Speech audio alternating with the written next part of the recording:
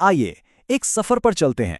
एक ऐसा सफर जो हमें ना सिर्फ खला की वुसअतों में ले जाएगा, बल्कि वक्त में पीछे, बहुत पीछे, हमारे अपने कायनाती घर की बिल्कुल शुरुआत तक। तो हर कहानी की एक शुरुआत होती है ना? हमारी कहानी शुरू होती है आज से कोई 4.5 अरब साल पहले।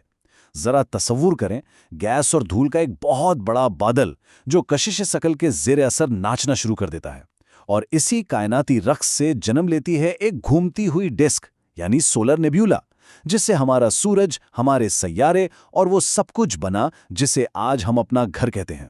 अच्छा, और जानते हैं इस कहानी में सबसे खास बात क्या है? वो ये है कि ये कितनी नायाब है। हमारी अपनी कहकशां मिल्की वे में अरबों सितारे हैं, लेकिन उनमें से सिर्फ 15% के गिर्द ही सैयारों के निज़ाम पाए जाते हैं। मतलब हमारा होना कोई आम बात नहीं, ये तो एक कायनाती इस्तिस्ना है। तो फिर इतनी बड़ी कायनात में हमारा पता क्या है? हम मिल्की वे गैलेक्सी के एक बाजू, जिसे ओरियन आर्म कहते हैं, में रहते हैं, और हमारा सफ़र ठीक यहीं से शुरू हो रहा है, हमारे अपने सितारे सूरज के पड़ोस से। अच्छा, इस सफ़र पे आगे बढ़ने से पहले एक बात समझना ज़रूरी है। हमारे निज़ाम शमसी में ना सैयारों के दो बिल्कुल अलग अलग ख़ानदान हैं।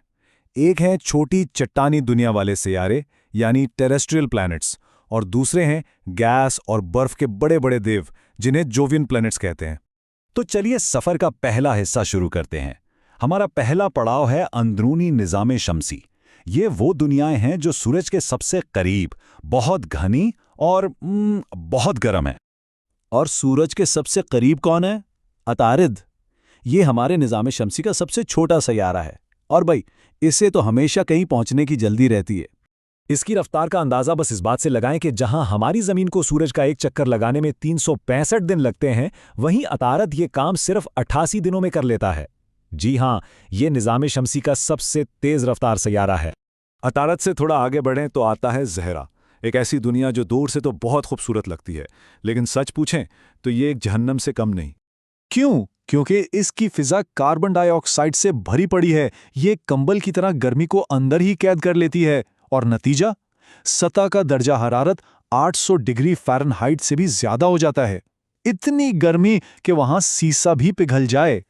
और फिर इस जलती हुई भट्टी के ठीक बराबर में एक नखलिस्तान है, एक ऐसी दुनिया जिसकी पहचान आग नहीं बल्कि पानी है। हमारा अपना घर, जमीन, और यही पानी वो चीज़ है जो यहाँ जिंदगी को मुमकिन बनाती है। अंदरूनी सैयारों में हमारा आखिरी पड़ाव है मर्रीख।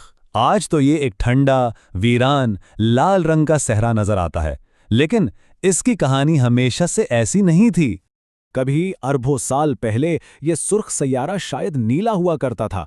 सोचें जरा, यहाँ दरिया बहते थे, झीलें थी, और एक घनी फिजा भी थी। ये एक ऐसी दुनिया थी जहाँ शायद जिंदगी पनप सकती थी, लेकिन आज सिर्फ उसकी यादें ही बाकी रह गई हैं।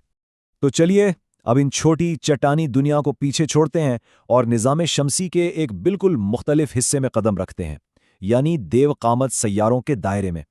और यहाँ सबसे पहले हमारी मुलाकात होती है निज़ाम शमसी के बादशाह से, मुश्तरी।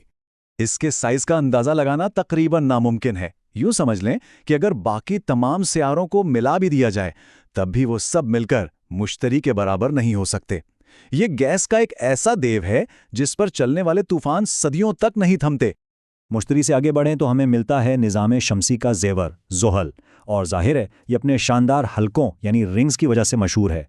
ये हल्के इतने वसी हैं कि अगर उन्हें ज़मीन और चांद के बीच में रखा जाए तो ये आसानी से पूरे आ जाएंगे। लेकिन सबसे हैरानकुन बात उनकी चौड़ाई नहीं बल्कि मोटाई है। जानते हैं ये कितने मोटे हैं? ज्यादातर जगहों पर 1 किलोमीटर से भी कम। जी, ये कायनात के सबसे बड़े और साथ ही सबसे पतले अजायबात में से एक हैं। और फिर आखिर में आते हैं बर्फानी देव। एक है यूरेनस, जो एक तरफ लुढ़कते हुए घूमता है, और दूसरा है नेपच्यून, गहरे नीले रंग का एक सर्द और तूफानी सैयारा जो सूरज से सबसे ज्यादा दूर है। लेकिन कहानी यहां खत्म नहीं होती। सियारों से भी आगे बहुत कुछ है। हमारा सफर अब हमें निज़ाम शमसी की सरहदों की तरफ ले जा रहा है, जहां इसकी तख्लीक का बचा खुचा मलबा बिखरा पड़ा है। देखिए, मरीख और मुश्तरी के बीच में है एस्ट्रॉयड बेल्ट। ये उन चट्टानों का कब्रिस्तान है जो कभी सैयारा नहीं बन पाए। फिर इससे भी बहुत आगे है कुइपर बेल्ट। ये प्लूटो जैसे बौने सितारों और अरबों बर्फानी चीजों का घर है। और फिर सबसे बाहर एक बहुत बड़ा खौल है जिसे ऑट क्लाउड कहते हैं, जो हमारे पूरे निज़ाम शमसी को चारों तरफ से घेरे हुए है। तो अब हम निज़ाम शमसी के बिल्कुल किनारे पर आ पहुंचे हैं। यहां से जब हम अपने पूरे सफ़र पर नज़र डालते हैं ना, तो एक बात बिल्कुल साफ हो जाती है कि ये जगह वाकई कितनी मुनफरिद है। आग और बर्फ की दुनियाओं का ये मिलाप, चट्टानी और गैसी सैयारों की ये तरतीब और एक जिंदगी देने वाले सितारे के गिर्द इन सब का ये रक्स, ये सब मिलकर ही तो इसे घर कहने के लिए एक बहुत ही खास जगह बनाता है। हमारा ये सफ़र तो यहाँ ख़त्म होता है, लेकिन एक सवाल ज़रूर पीछे छोड़ जाता है। हमने तो अपनी कहकशां के सिर्फ एक सितारे के ख़ानदान को देखा है। ज़रा सोचिए, जो 500 से ज़्यादा दूसरे निज़ाम अब तक दरियाफ्त हुए हैं, उनमें कैसे कैसे अजायबात छुपे होंगे।